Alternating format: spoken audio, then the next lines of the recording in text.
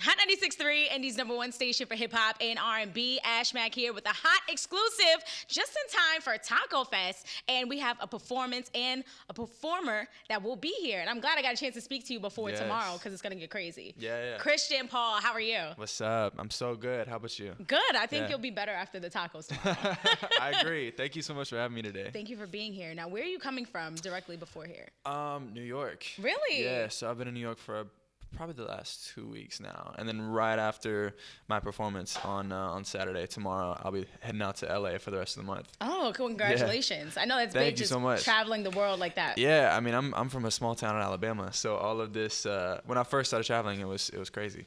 Okay, now growing up in Alabama, what are some things that you've always done? I still have never been to Alabama. So, day in the life. You're not missing much. Okay. So where I'm from, we didn't really have a mall. We had a mall, but it was literally just, are you familiar with the store Goodies?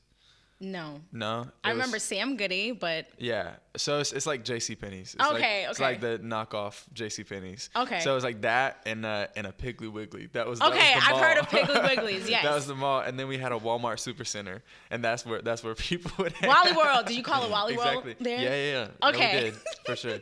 Okay, so growing up, clearly there wasn't too much to do. Not too much, yeah. But you had music. Right. Right. Yeah, So totally. before you started singing, what was your very first instrument? Drums. Drums. Yeah. Yep. So I was gifted a drum set at like 4, and my parents quickly regretted it.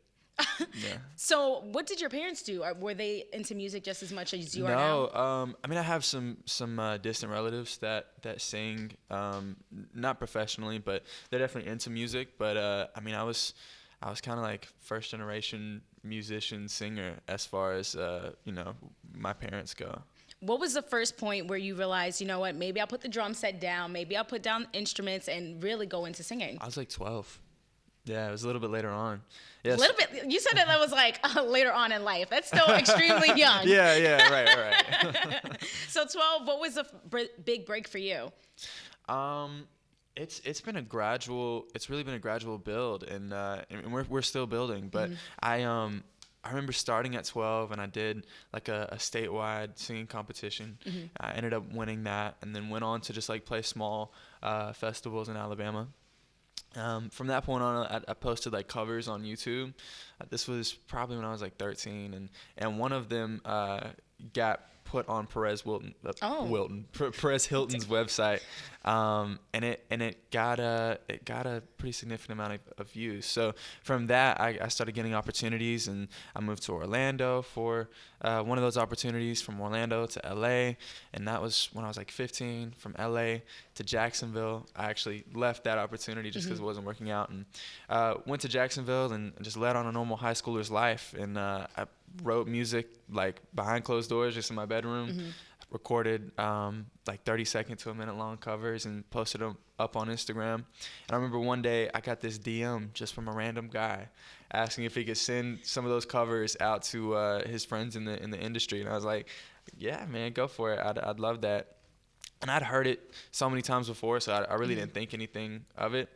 But fast forward like 6-7 months later, October 2017, this is during my senior year of high school, and my now manager called me because one of those videos landed in his email, and he asked if he could fly me out to New York, and the rest is history. Rest is history. Well, congratulations on all your success so far, because you moved from more than a few places. Yeah.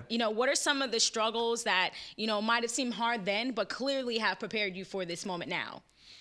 I would say the industry itself is like, there's so many layers to it, but the actual industry is super small. Like everybody really knows each other, and so really just breaking through each of the layers to get to the kind of the core real like music industry, that was tough, because it honestly lasted about 7 years, and now I'm finally like, you said finally, but you're so young. Like, how old are you? 19? I'm 19. Woo! Yeah. But you have your whole life in front of you too. Totally. Yeah, for sure. definitely. So I feel like the first time big that we've known you when Love Doesn't Love You Back. Yeah. Yeah. So has there ever been a situation where clearly Love Doesn't Love You Back, and was that the Right. fuel of the song? Well, that one specifically was really written in a broad way, like because it was the first single. It was actually like the first song we ever wrote for the project. It was like, let's just nail down a feeling that everybody's felt, Right. whether it's romantically or not. And I think people can relate to that song in different ways. But for me, that was really more so just kind of taking from like seeing family members experience heartbreak. Right. And I've experienced heartbreak too, maybe not romantically, but in different ways. So Okay, what's the different ways? Name like a few heartbreaks you had. Maybe it was like one of your... All the no's. All the no's, okay. Yeah, all the no's leading up to this point. Things that were so close to coming into fruition, but didn't happen. Like I remember being 16, getting flown out to London for a project that I can't like really talk about. Yeah, but I was like in the living room with like a music industry mogul's like living room singing for him, and we were just about to pull the trigger on me signing with that company, but I was bound contractually with another company that my attorney couldn't get me out of. Right. And so even though it wasn't a no, it was heartbreaking because that opportunity just passed me by because I was like bound in something else. So that was definitely heartbreaking. But for luckily, me. like even when situations happen like that, it still gives you the chance to network, stay in contact with people, fly out again across seas and other countries, and prepare you for another opportunity in the future. Totally. And I definitely see in hindsight now why it didn't work out then. Right. Yeah. Right. Exactly. It was a good thing. Right. Yeah. Perfect. Okay. So you have a new song out now, Strong. Yeah. I feel like it debuted, what was it, on Beat One, the Abe pop list? Oh my gosh. Yeah. That was amazing.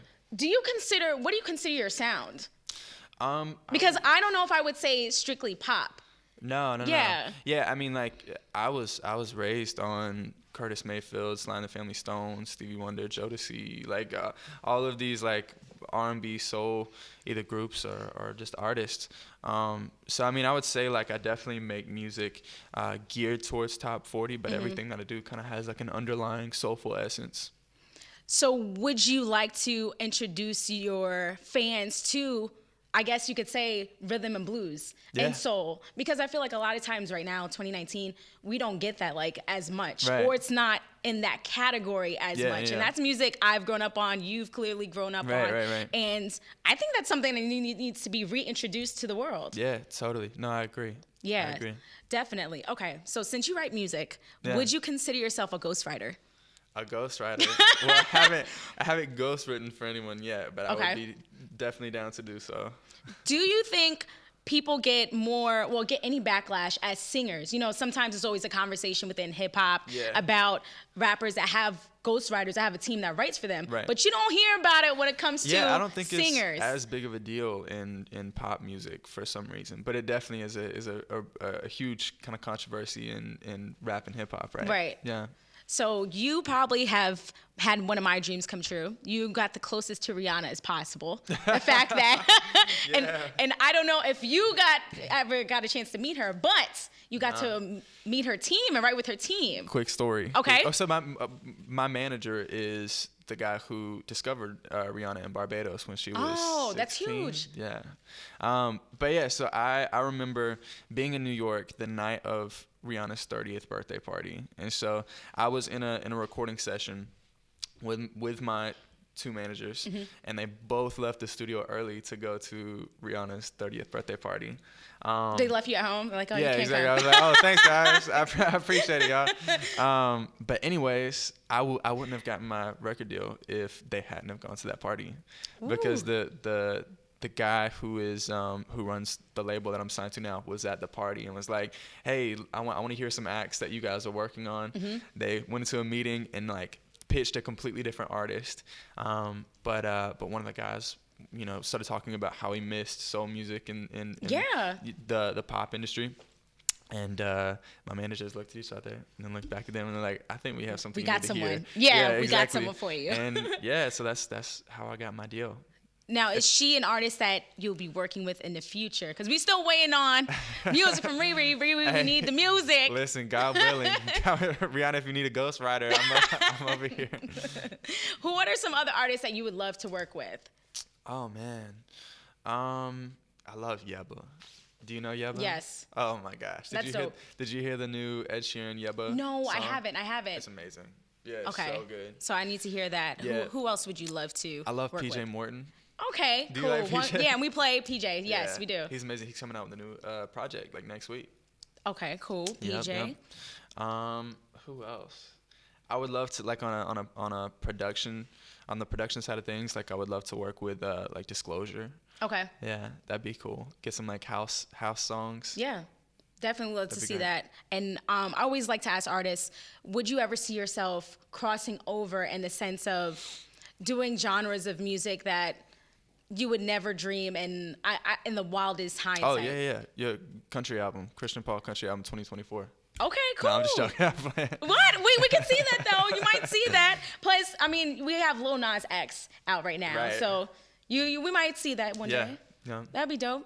For real. Now, here's a fun fact. I don't know if you know this, but Christian Paul is also Sydney, like Australian watch jewelry line. Yes. Oh, Oh so you my- did know. No, I did know that. And I'll tell you the only reason why I know that is because somebody has the Instagram handle at Christian Paul. Yeah. So I'm at This Is Christian Paul. Okay. But before I got that username, I was DMing this guy, the owner of at Christian Paul, and I was like, "Hey man, let's work out a deal so I can have the username at Christian Paul." He wouldn't budge. I would like make him offers that were like I thought they were pretty good, Right.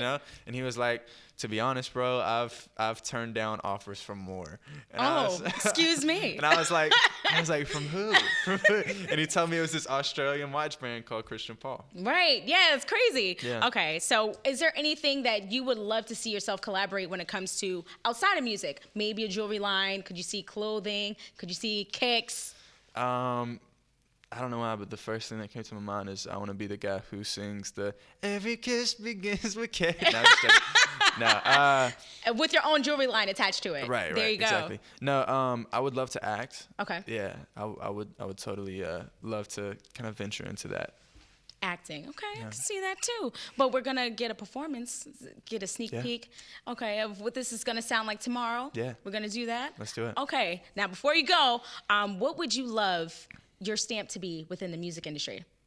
My stamp to be in the music industry. That's a great question. That's something that I would have to think on. Okay. I think kind of like my initial response to that would be I want my music to bring about unity, because I write in a very vulnerable way. Like everything that I write, excluding some songs on the project, but they're all based on life experiences, very specific things that I've gone through. So, and I think when you write in a way that's vulnerable, it allows people to relate to you. It's like if I'm in a conversation, I'm like, well, hey, I've been through this, or I've this is what I'm like feeling internally. It's like somebody else in the room is like, oh my gosh, I thought I was the only one. Right. And all of a sudden there's this like sense of unity. So I mean, if I'm gonna leave a stamp, it would be unity. Unity. Okay, well, we're going to get a taste of what this unity sounds like and feels like. I feel like we always need music that feels and fuels the soul. Yeah. We need that. So I think you have that. Thank so you. we're going to get into that right now, okay? So where can all of our listeners and viewers follow you at? This is, right? This is. Because you're still in debate with the other Christian Paul Yep. to try to get that handle. I hope he sees this. He's going to see At it. We're going to Christian tag Paul. him. We're gonna tag him. Facts. I Okay. think he just got married. I follow Wait, him. you know too much about his life. I know too much about him. Congratulations, bro. Anyways, you can follow me on all socials. Twitter at This Is C Paul. Instagram This Is Christian Paul. And I think everything else is at This Is Christian Paul. And with all the traveling that you've been doing, what's the next single? Next music video? What's coming up? That's a great question. I have a lot of songs in the vault that I'm just sitting on. Like so, Rewind, the last single that I put out, I sat on that for like over a year. Same with When Love Don't Love You Back. Okay. Yeah. So maybe you'll do like how Drake just did, release like an album. The care package. Hello, can we talk about this? Can we talk about this? But it's all music that I've been basically waiting heard. for the James Fauntleroy Say My Name. Like, oh my gosh, I've been waiting for that to come out on streaming. Woo!